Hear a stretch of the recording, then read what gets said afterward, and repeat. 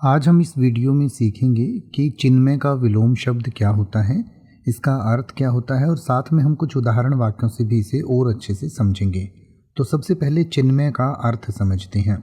चिन्मय का अर्थ होता है चैतन्य, बुद्धिमान, पूर्ण तथा विशुद्ध ज्ञानमय, यानी कि जो बहुत बुद्धिमान होता है, बहुत विशुद्ध ज्ञान में होता है, तो उसको हम चिन्मय कहते हैं। कई बार भगवान या परमात्मा को भी चिन्मय कहा जाता है। तो चिन्मय का विलोम शब्द यानी कि विपरीतार्थक शब्द होगा जड़मति, और जड़मति का अर्थ होता है मूर्ख या मंद बुद्धि वाला व्यक्ति, यानी कि जिसको पूर्ण ज्ञान प्राप्त नहीं होता या जो मूर्ख या मंद बुद्धि होता है उसे हम जड़मति कहते हैं।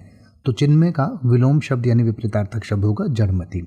आइए अब हम चिन्मय और जड़मति को कुछ उदाहरण वाक्यों से समझें।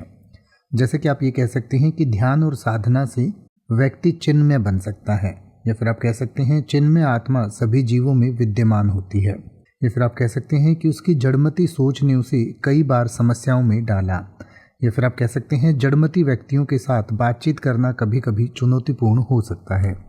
अब आप किसी भी वर्ड का मतलब हिंदी और इंग्लिश में YouTube पर सर्च कर सकते हैं। आपको मेरी वीडियो मिल जाएगी जिसमें आप बिना किसी फालतू बकवास के सीधा उस वर्ड का मतलब समझ पाएंगे।